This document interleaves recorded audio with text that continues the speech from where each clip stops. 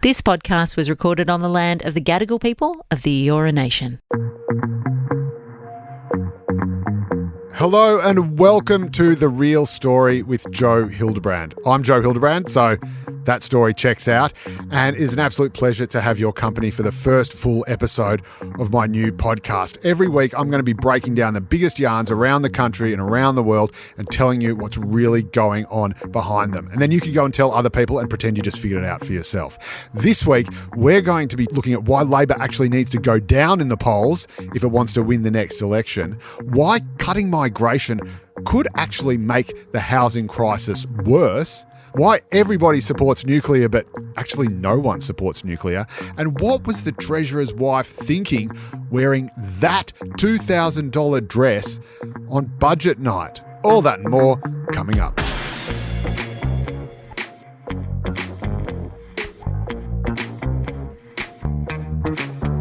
First up this week, I want to look at what is undoubtedly the biggest story of the week, and it was written by this young, handsome cadet journo called, let me check, Joe Hildebrand. He sat down with Anthony Albanese, who you may know as the Prime Minister of this country, whether you like that or not. But I sat down with him as part of the launch of the Red Shield appeal for the Salvos. I do lots of work for the Salvos because I've got lots of sins to atone for. And the PM has always been really good in coming out and supporting the Red Shield appeal. As many of you might know, he grew up poor. He grew up in a housing commission flat in Camperdown with his single mum, and he's always come out and rattled the can, quite literally, for the Salvos and a bunch of other good causes. So I sat down with him, cards on the table. I like Albo. I'm friends with Albo. I think everyone knows that by now, that I'm pretty soft touch when it comes to the PM. But anyway, I still wanted to get a good yarn out of it. I didn't want it necessarily just to be all sort of touchy-feely. And the story everyone's talking about is simply, when will he call an election? After the budget was handed down last week, everyone was saying, all right, that's it, he's going to go to the polls early. Now, this is one scenario that some people are sort of saying points to why he will go to the polls early. July 1, all the tax cuts kick in from the federal budget, and so everyone's feeling a lot more money in their hip pocket. Of course, a lot of the people who are saying he's going to an early election are the same people saying that no one's going to feel any money in their hip pocket, so you might want to take that with a grain of salt. And of course, that power bill relief, that $300 off your power bill, whether you're a struggling pensioner or Gina Reinhart, who cares? $300 in the pocket. People will be happy about that. They'll be sensing that relief. And maybe about September or so, or in the last quarter of the year, Albo then calls an election. I am told this is not going to happen. And I, for long before being told that, thought this would just be political suicide. And there's a couple of reasons for that. One is Queenslanders are going to the polls at the end of this year, in November, I think it is. And the Labor government there is about to get an absolute slapdown that you have never seen in your life. Stephen Miles is so completely and utterly on the nose. He's had double-digit swings against him in a couple of by-elections, barely held on to one that was a really safe Labor seat. And they are just coming for him with brickbats. But the thing is with those sorts of elections is it's not really important who is actually going to the polls and whether or not they are the ones who've caused all the problems that you're so angry about. Basically, if you've got the brickbats out, you just belt the first politician of that colour you see. So if it's a Labor government that you don't like and it's a state Labor government that you don't like, but a federal Labor government is going to the polls before, then they are the ones who are going to get absolutely belted. And everyone in politics knows this. So the last thing that Albo wants to do is go to the polls before the Queensland election. And that means if he's going to let everyone in Queensland get it out of their system and belt up little Stephen Miles before they belt up poor old Albo, then he can't really go to the election until December.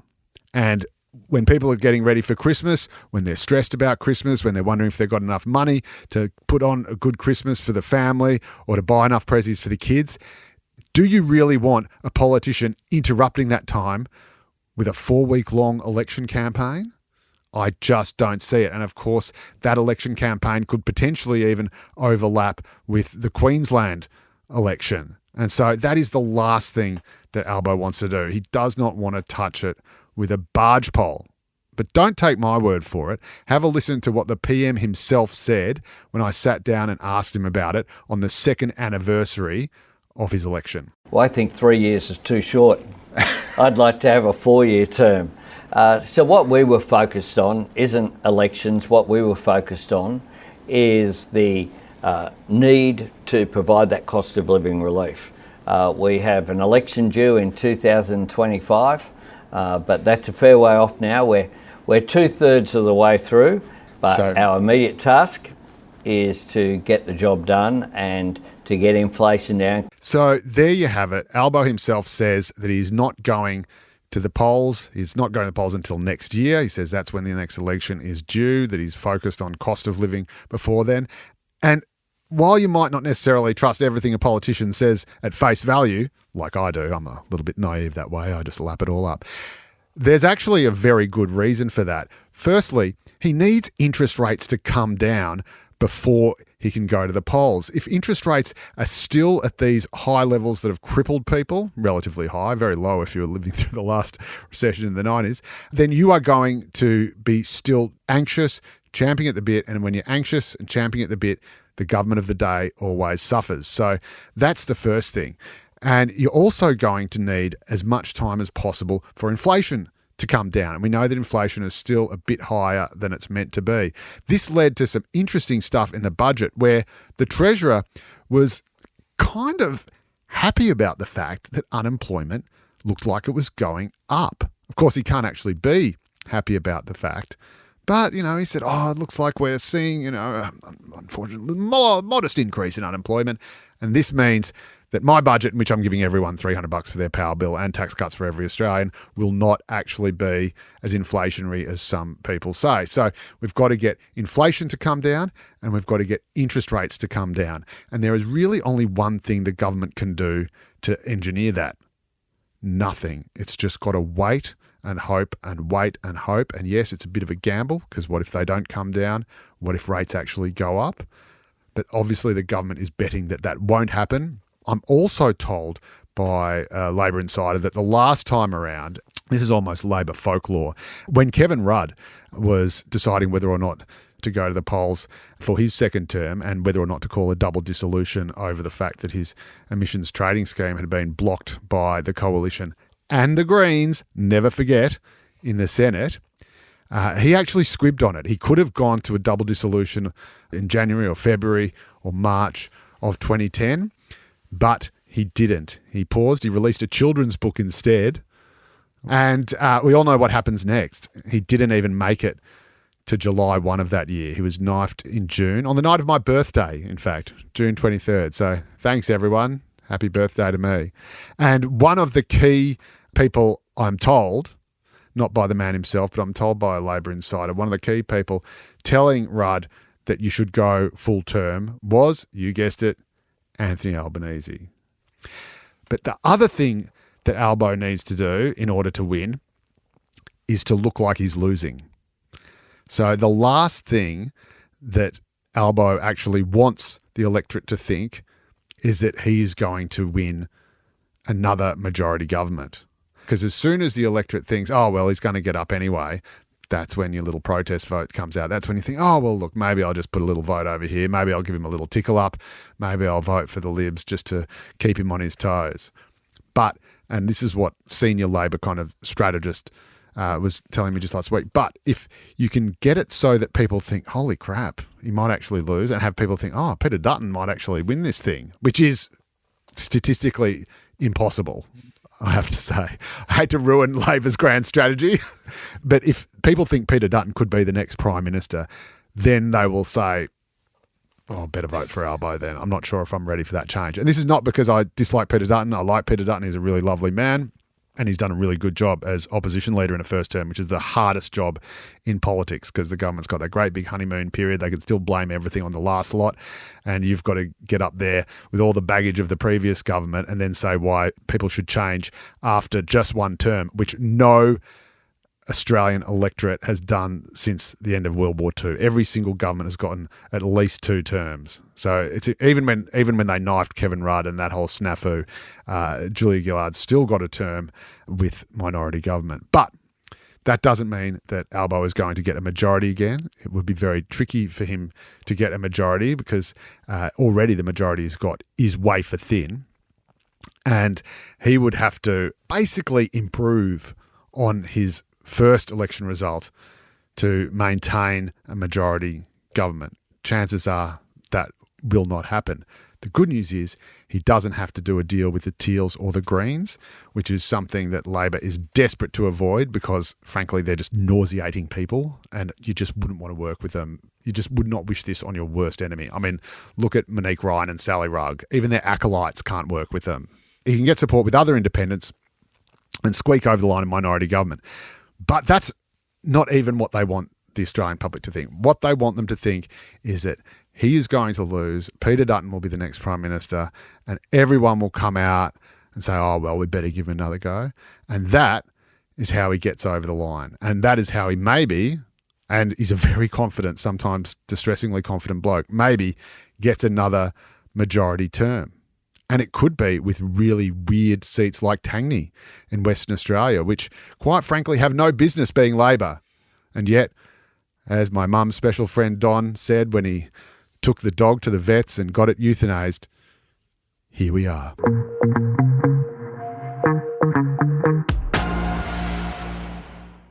Now, of course, the other big issue of the week was Peter Dutton's budget reply and the burning issue that seems to be going underneath all this cost of living crisis, which is immigration. Are immigration numbers too high? Are we bringing too many people in? And is this creating crushing pressure on the housing market and forcing Australians, people who are here already, out of housing, not able to get into even rental accommodation, and certainly making buying a house incredibly unaffordable, which it has been for young people for years, time immemorial.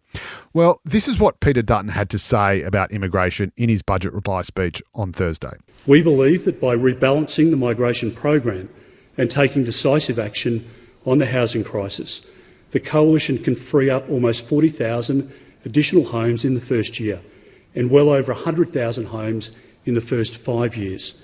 First, we will implement a 2-year ban on foreign investors and temporary residents purchasing existing homes in Australia. Yeah. Secondly, we will reduce the permanent migration program by 25% from 185,000 to 140,000 for the first 2 years in recognition of the urgency of the crisis. Now, that all seems to make perfect sense. You've got a set number of housing, a set amount of housing, a set number of houses being built, and then you've got a set number of people coming in.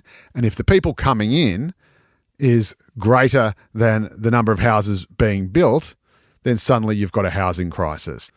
Pretty simple, right? Well, as the old saying goes, for every problem, there is almost always a simple solution, and it's almost always wrong. One of the reasons, in fact, we have a housing crisis is not because we had too much migration, but because we had too little. One of the reasons there is a housing crunch at the moment is because when all the borders were shut down and everyone was locked out during COVID, what a great idea that turned out to be, all the house builders, all the developers just went, oh, well, there's no one coming in. We're just going to have to stop building stuff because we'll have no one to sell it to. And so suddenly they stopped building the housing supply that we need because they didn't think there was going to be any demand for it.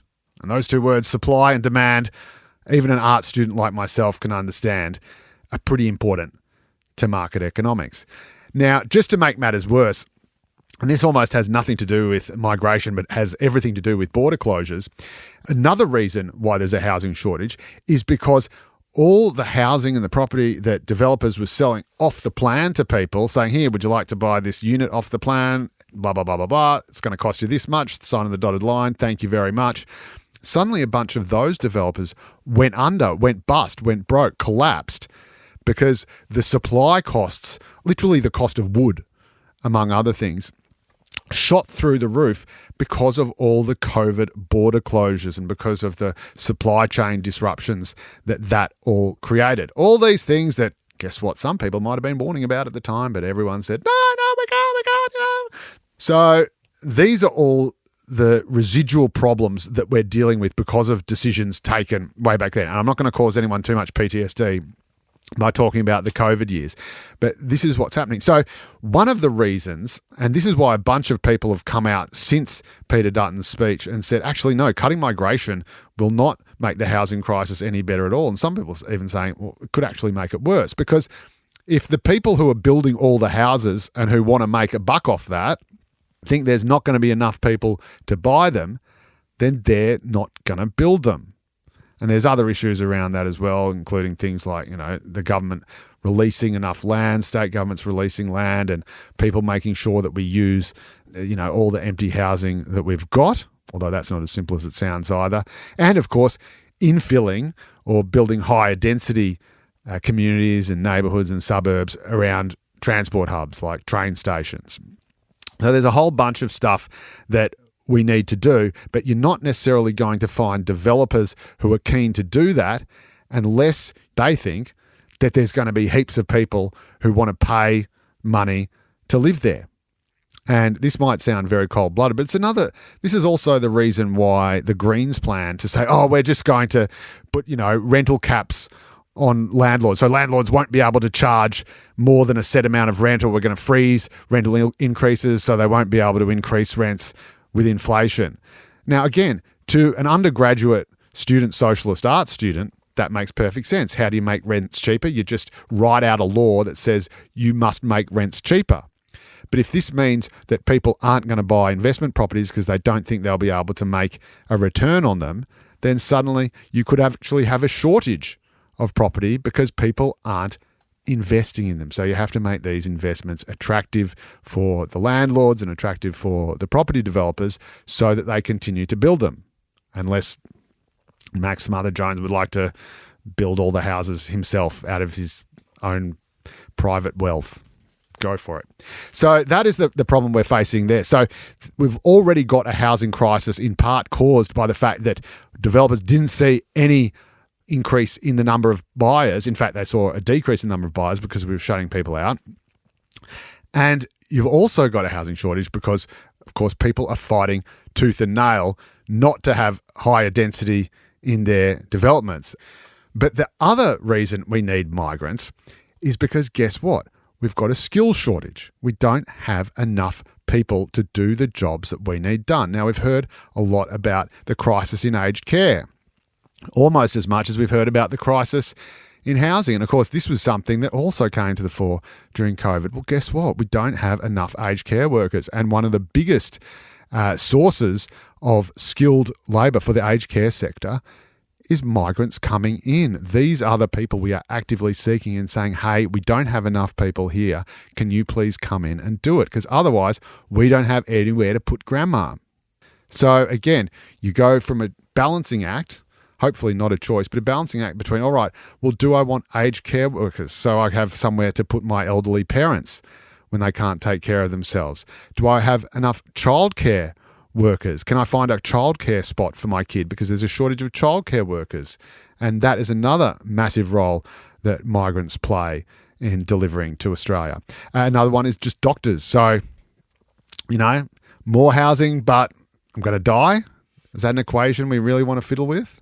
So there is a reason why we are bringing these people in. We're not just doing it to be nice. The humanitarian intake, by the way, is a tiny fraction of the overall migration intake. I mean, our humanitarian intake is somewhere along the lines of about 20,000. It's absolutely sweet FA. Whereas we saw in one bumper year that was making up for COVID, about 500,000 people come in, and that obviously scared the shit out of a lot of people, and everyone says it's got to come down, including the government that had previously justified it going up. And so the government's now bringing that down to about 250,000. Peter Dutton, as we've heard, wants to bring it down further.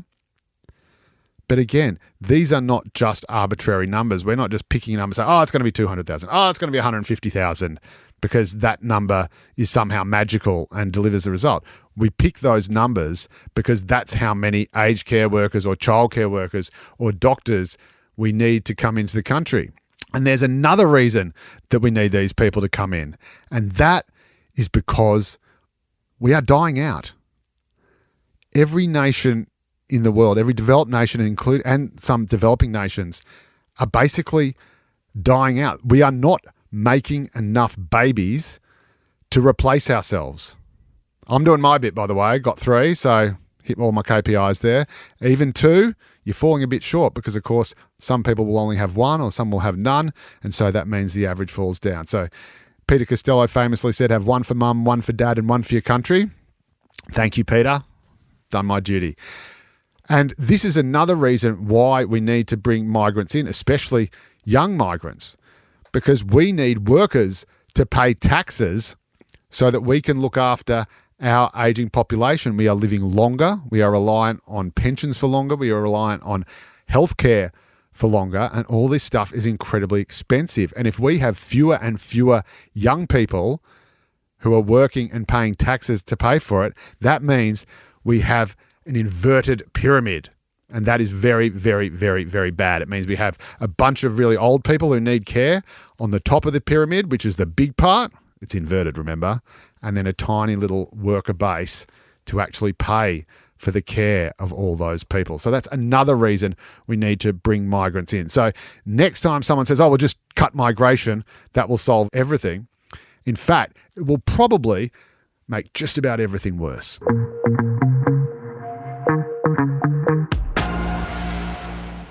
The other big issue Peter Dutton brought up in his budget reply, and it's really the sort of other side of this double helix, and it's something he's hoping to almost literally blow up the Prime Minister with, is nuclear power. The coalition has decided quite courageously, as Sir Humphrey Appleby from Yes Minister might put it, to go out on a limb, put nuclear power on the table and think this might wedge the government. He says, look, this is clean, green energy. It's reliable. You can use it for baseload power and it gets us to net zero. And all your wind power and your solar power, well, and the wind doesn't blow and the sun doesn't shine. That ain't no good. You can't rely on it. Here's nuclear. It's reliable. It's completely energy neutral, so it doesn't produce any emissions. And why won't you just look at it? And you get the government tied up in knots going, oh, but nuclear, oh, but something, oh, but Helen Caldicott and Peter Garrett and the NDP and something, oh, we don't like nuclear and we've got moratoriums and, oh, don't mention the uranium we export to everyone else. So this is what he had to say. On nuclear power, some 50 countries are exploring or investing into zero-emission, next-generation technologies for the very first time. We hold the largest deposits of uranium on the planet. You have to ask yourself the question, does the Prime Minister and Minister Chris Bowen have it right? Or is the rest of the developed world just doesn't know what they're talking about? I mean, ask yourself that question. Would you side with Anthony Albanese and Chris Bowen or the rest of the developed world? With nuclear power, we can maximise the highest yield of energy per square metre and minimise our environmental damage. Now, again, that seems perfectly reasonable. And I certainly don't want this to be a Peter Dutton pylon. I don't like pylons, but I will just break apart a bit of what he's actually said. You might have noticed this week that on the front page of 9 newspapers, the CSIRO pulled out a report. I think it was more than 100 pages long. Haven't read them all. But the gist is that nuclear power is really expensive. And that is true.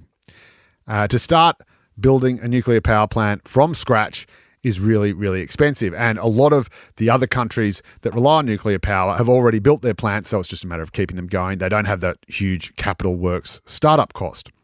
So there's that. The other problem is where are you going to put it? Because according to a report by my beloved colleague Claire Armstrong in the Daily Telegraph and other news metro mastheads around the country this week, the coalition is secretly polling or putting out the feelers, maybe a few focus groups, love the groups, in different communities to see if they would cop a nuclear power plant in their backyard, in their suburb. And I've just got a feeling that that ain't going to fly. I've been working in politics and the media for about a quarter of a century now, and I'm pretty sure that no one is going to stick their hand up and say, you know what, over here, as they said in that great Olympics ad so many years ago, kick it to me, kick it to me. Was it the World Cup? I give up. I'm not a sport guy. I cannot for the life of me figure out how a nation full of NIMBYs, because we are a NIMBY nation, we don't even want migrants coming in, let alone nuclear.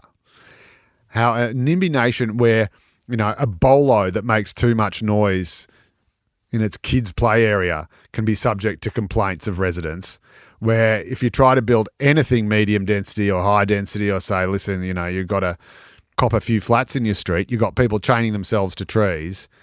I just do not for the life of me see how you could put these nuclear power plants anywhere without just having endless legal action, endless protests, endless consultation processes that never go anywhere, council approvals that will eventually have to be overridden anyway, but will tie up the process for God knows how long, appeals through the courts. It just ain't gonna happen unless you're putting these things in the middle of the desert, which probably makes you anti-Aboriginal or something.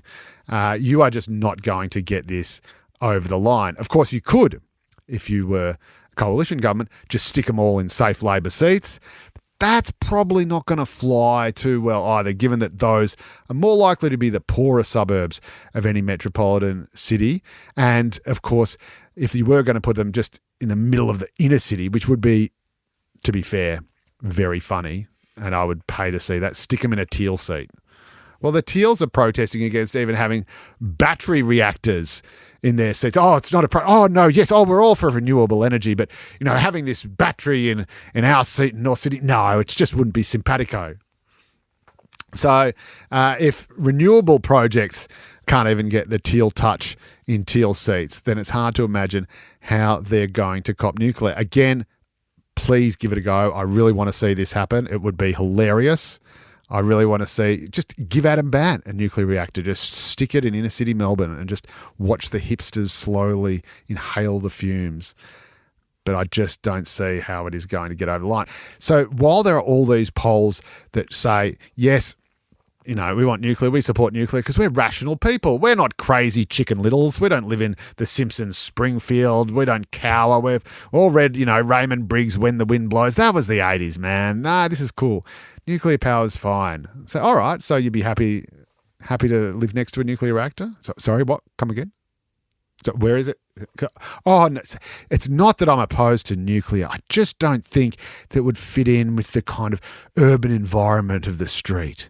You see, it would actually block out views of the harbour if you put it. Yeah, see, no, it's not. It's not me. I'm all for nuclear. Don't get me wrong, but I'm just not sure if it would be somewhere where children are playing. Or this is my favourite one, and this happens every time anyone tries to build anything so much as a mosque, let alone a nuclear power plant. They say, oh, no problems with the mosque, no problems with the nuclear power plant. I'm just worried about the parking.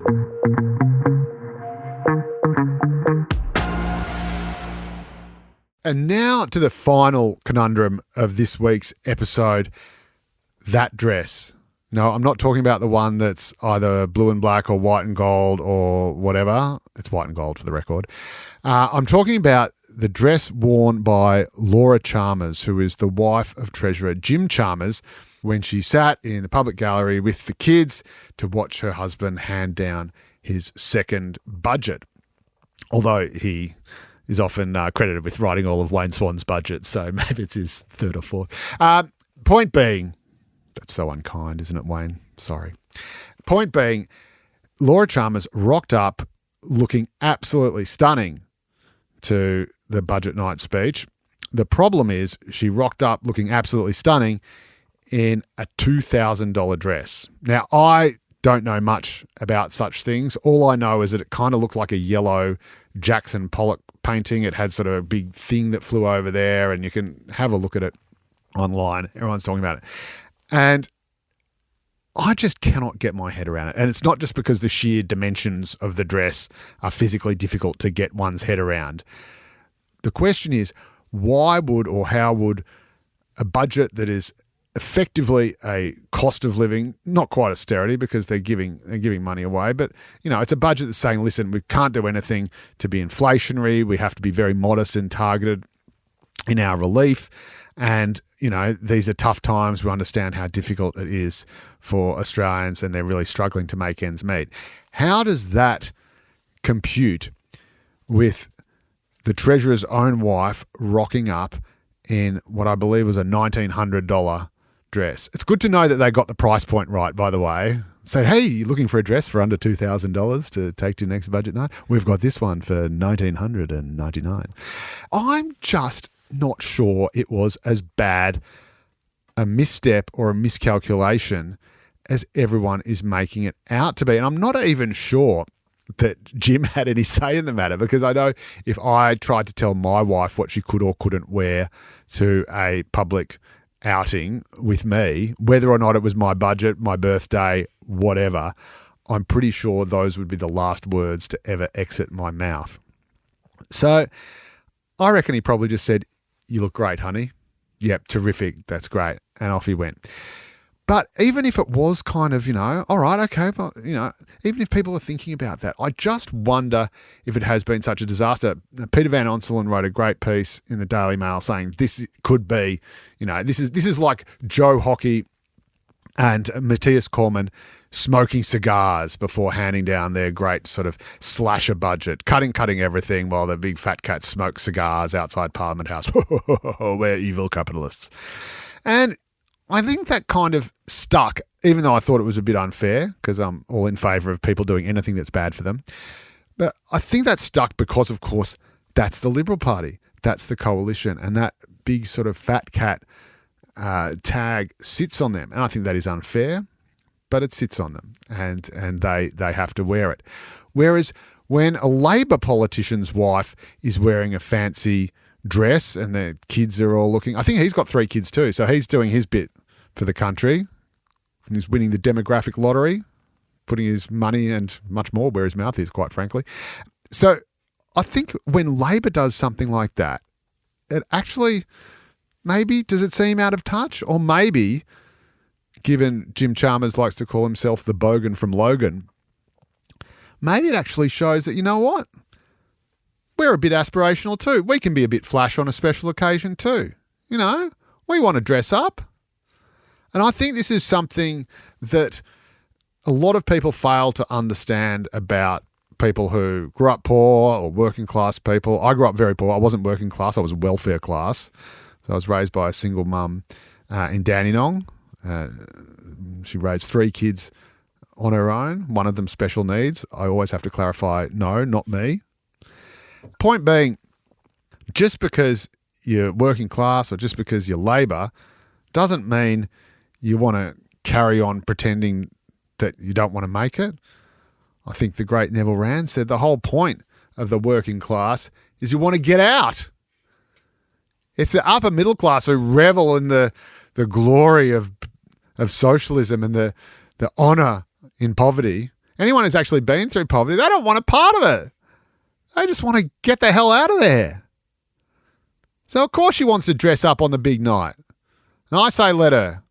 If you've got a spare couple of grand, I'll take it. Well, that's all we have time for today. Thanks so much for listening. I hope you've enjoyed it as much as I have. And if you love what you hear, make sure you leave a rating and a review. And if you don't love what you hear, let us know.